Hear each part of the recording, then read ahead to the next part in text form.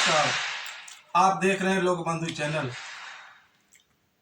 दोस्तों, आजकल देश में जो उथल पुथल मचा है, जो संविधान के खिलाफ जातिवादी धर्मवादी भावनाएं लेकर के जो जनता के मूल मुद्दे हैं उससे ध्यान हटा करके सरकार अलग अलग मुद्दों पे काम कर रही है।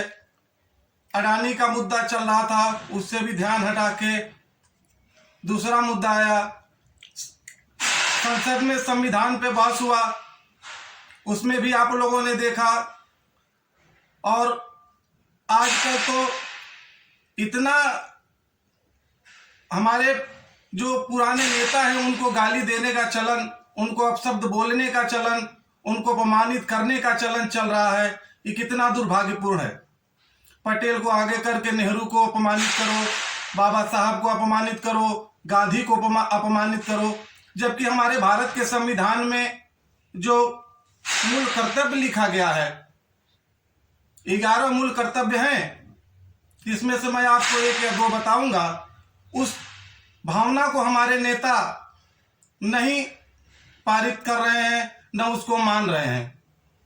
पहला मूल कर्तव्य है कि संविधान का पालन करें और उसके आदर्शों, संस्थाओं, राष्ट्रध्वज और राष्ट्रगान का आदर करें। लेकिन आज के नेता क्या कर रहे हैं? और सबसे बड़ा दूसरा मूल कर्तव्य, स्वतंत्रता के लिए हमारे राष्ट्रीय आंदोलन को प्रेरित करने वाले उच्च आदर्शों को हृदय में संजोए रखें एवं उनका पालन करें। लेकिन आप देख रहे हैं जो हमारे आदर्श थे उनके साथ क्या क्या हो रहा है, अपने आप को ऊंचा दिखाने के लिए। तो हमारे साथ हम सब के नेता लोक बंधु पार्टी के संरक्षक राम नरेश जी हैं। मैं आपसे कहूँगा अपना परिचय दीजिए। राम नरेश, संरक्षक लोक बंधु पार्टी। नेताजी, ये बताइए, जो विधेयक लाया गया 1 नेशन 1 इलेक्शन, क्या ये सही है? कितना सही है? क्योंकि 1967 तक तो देश में एक साथ ही चुनाव होते रहे। उसके बाद ये जो छोटी छोटी पार्टी आई, क्षेत्रीय पार्टी आई, उसके बाद इलेक्शन अलग अलग होने लगे, क्योंकि पार्टियां टूटती गई, सरकार गिरती गई, बनती गई। देखिए, 1 नेशन 1 इलेक्शन का जो इनका वो है, इस पर इनको कुछ करना नहीं था। और जो इनको ये विधेयक जब लाया गया तो इनका वहां पर बहुमत ही नहीं आ रहा है। कितना वोट पड़ा इनके पक्ष? 269 वोट पड़ा। और कितना चाहिए? ऐसे तो 272 चाहिए। तो 272 इनको मिला। ये इसका वो लेकर के उलझाना चाहते थे, क्योंकि अडानी वाला जो मुद्दा है चरम पर है और अडानी के हाथ इन्होंने देश को गिरवी कर दिया है। इसलिए तरह तरह के मुद्दे लाए जा रहे हैं। 1 नेशन 1 इलेक्शन बाबा साहब का जो मेन वो था, संघीय ढांचे का अपमान है। संघीय ढांचा टूट जाएगा। इसलिए ये इनको अडानी से अपना ध्यान हटाने के लिए, उसका करतूत इन्होंने उनके साथ कर रखा है, उससे हटाने के लिए 1 नेशन 1 इलेक्शन और ये नया फंडा जो आया है, जिसको अभी बोला गया है। असली चीज है कि अडानी उससे नहीं काम चल पाया ना, उसको जेपी सिंह भेजना पड़ा जी। इसलिए उस पर जब नहीं बना तो ये दूसरा मुद्दा रख दिया, अम्बेडकर वाला, कि ध्यान पूरे देश का बढ़ जाए। ये इनका शुरू से ही चल रहा है और ये तब तक नहीं चलेगा जब तक ये संविधान को समाप्त नहीं कर देंगे। इसलिए ऐसे मानिए कि संविधान पर को ये समाप्त नहीं करना चाहते, क्योंकि संविधान के बनने के टाइम से और आज तक इन लोगों ने उसको एक्सेप्ट ही नहीं किया है, संविधान को। आप देख लीजिए, जब संविधान बन रहा था, जब संविधान सभा बनी, बाबा साहब को बाहर रखने के लिए शुरू से ही अम्बेडकर साहब को रखने के लिए इन्होंने आउट रखा। और उसके बाद तमाम परिस्थितियों के बाद वो ड्राफ्टिंग कमेटी तक किसी तरह से पहुंच पाए। पहुंचने के बाद इनका क्या हुआ कि विरोध वहीं से शुरू हो गया।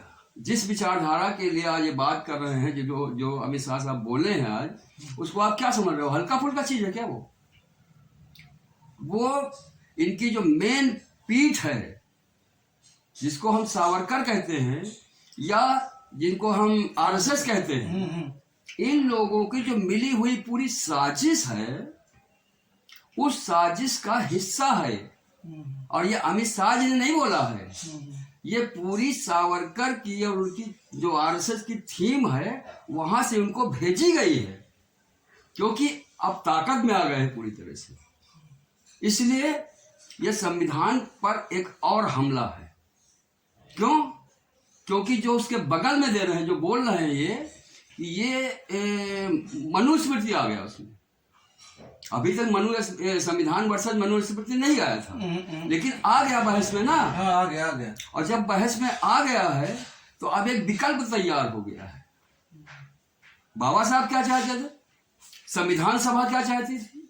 संविधान सभा में जो लिखा हुआ धर्मनिरपेक्ष, भाईचारा, ये सब जो लिखा हुआ, स्वतंत्रता, समानता, समता, तो वो तो मनुस्मृति में है नहीं। कुछ नहीं। और इसी से इनकी परेशानी है कि जो गरीबों को, दलितों को, उसको जो इनको मिल रहा है, इनको बहुत खल रहा है।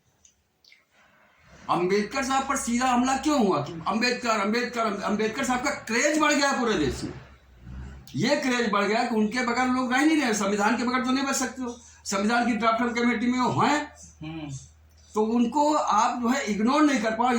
अब ये इनको ये लग रहा है कि अंबेडकर इतना बढ़ जाएंगे कि हम लोगों का नाम लेवा नहीं बचेगा। अब इनके बाद नाम लेने वाला कोई है ही कोई नहीं है। आजादी के टाइम में आप हिस्सा नहीं लिए, अंग्रेजों के आप एक तरह से क्षमा याची रहते रहे, वो करते ही रहे, हमेशा क्षमा याची रहे हमेशा। तो अब सवाल ये है कि ये लोग जब पहले दिन से ही नहीं, आप संविधान की पृष्ठभूमि में जाइए, जिस दिन से संविधान की प्रक्रिया शुरू हुई है, आजादी की प्रक्रिया शुरू हुई है, उस दिन से ये लोग, क्योंकि जैसे संविधान बना, संविधान को जलाया इन लोगों ने, झंडा नहीं फहराया अपने वहां आरएसएस के ऑफिस पर। तो उसका क्या मतलब है कि संविधान का इनके दिमाग में कचोट भरी हुई है। अब इन्होंने एक नई आज तक साजिश करके पहुंचा दिया यार। अरे साजिश तो किया ही। बाबा साहब के परिनिर्माण दिवस 6 दिसंबर 1992 को इन्होंने बाबरी मस्जिद गिराई। देखिए, उसके बाद नया संसद बना तो उसमें सेंगोन चिन्ह रखा, जो राजदंड है और राजशाही की निशानी है। तो इनके दिमाग में तो धीरे धीरे है संविधान को खत्म करने का। और जो असली मानसिकता थी, भारत के गृह मंत्री ने बोल ही दिया। जिस दिन संविधान जब से बन रहा था, तब से इनके दिमाग में बनेगा कैसा संविधान बनेगा, कैसा संविधान बनाया जाएगा। तो इनके दिमाग में सावरकर की विचारधारा थी ना, 2 राष्ट्र का जो सिद्धांत था। जी 2 राष्ट्र के सिद्धांत को इन्होंने सावरकर से लेके बैठा रखा अपने दिमाग में। जिन्ना साहब ने वही किया, तो बैठ के चले गए, लेकिन ये इनका 2 राष्ट्र सिद्धांत बैठा रहा खोपड़ी में। और उसको बाबा साहब ने कहा है अपने उसमें कि ये तुम्हारा जो 2 राष्ट्र का सिद्धांत है, जिसमें भूभाग एक रहेगा और हिंदुओं के अधीन मुसलमान रहेगा, या हिंदुओं अदर रहेगा, जो हिंदू रहेगा वही मेन रहेगा, लेकिन बाकी लोग द्वितीय टाइप के नागरिक रहेंगे, उनके अधीन में रहेंगे, दूसरे दर्जे के नागरिक। तो वही इनका 2 राष्ट्र सिद्धांत, 2 राष्ट्र का सिद्धांत है, वो ये है जिसको अंबेडकर साहब ने सावरकर के सिद्धांत को इतना फजीहत कर दिया था। उन्होंने जो लिखा है कि तुम्हारा ये नकली है, तुम ये ऑस्ट्रेलिया और वहां की बात कर रहे हो, तुम वहां चुरा के लाए हो, ऐसा हो ही नहीं सकता, जो टूट चुका है पूरी सब। वो वहां से इन्होंने शुरू किया। तो जब जवाब दिया तो इधर को संविधान सभा ने जो पारित करते गए, उसमें और लोग भी थे संविधान विरोधी। तो अब सवाल यह है कि जब ये शुरू से इनके दिमाग में है, उसके बाद आप चाहे 6 दिसंबर कहिए, चाहे उसको आज का वो कहिए, लेकिन इनके दिमाग में शुरू से ही है। क्यों? क्योंकि इनके दिमाग में एक बात आप समझ लीजिए, बाबा साहब को अगर लोग नहीं समझ पाए, बाबा साहब के बारे में पहले समझ लें। बाबा साहब यानी आप और पीछे जाइए, 1857 में गदर हुआ, मुगलों का राज एक तरह से समाप्त हुआ। तो जब गदर हुआ तो गदर के बाद समाप्त हो गया मामला। तब यहाँ पर अंग्रेज आ गए और अंग्रेजों के आने के बाद में फिर 1885 में जब कांग्रेस का गठन हुआ, वो किसने किया था? अंग्रेज ही ने किया था। ह्यूम ने किया था। वही ह्यूम ने किया था। ह्यूम ने किया था। और उसके बाद जब ह्यूम ने किया, इसके बाद चलते चलते चलते चलते ये मेरे कहने की बात पर यह है कि बाबा साहब के तहाँ पहुंचते पहुंचते कितने वो हो चुके थे।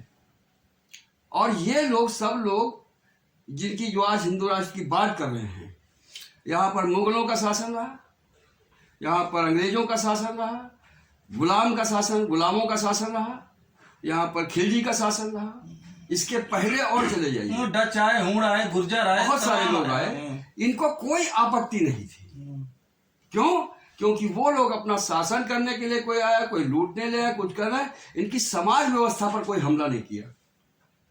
दलित, गरीब, मजदूर को वैसे ही अब परेशान करते रहे।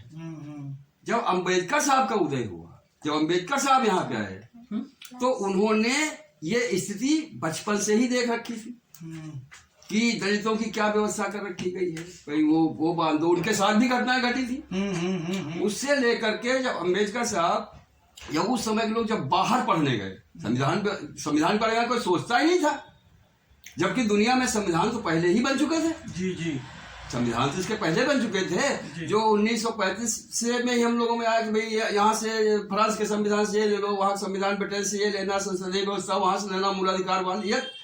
हम लोग तो संविधान का तब तक सोचते ही नहीं थे। जब अंग्रेज यहाँ से जाने लगे, किन परिस्थितियों में गए, तमाम लड़ाई जो हुई उसमें अम्बेडकर साहब ने, तो अम्बेडकर साहब ने एक चीज देखा कि हमारा जो दलित समाज है, जो हमारा पिछड़ा वर्ग है, उस पर चंद लोगों ने, यानी 15% लोगों ने इस तरह से शासन किसी का रहा हो, इनको शासन से कोई प्रॉब्लम नहीं, कौन मुख्यमंत्री हो जाएगा, कौन वो हो जाएगा, इससे कोई मतलब नहीं। अकबर हो जाएगा कि ये हो जाएगा, उससे कोई इनका मतलब इनका था समाज सत्ता से। समाज सत्ता के तरफ कोई भी शासक ध्यान नहीं दे रहा था। पहली बार कुछ इस तरीके से अंग्रेजों ने भारत में कानून बनाना शुरू किया। क्यों?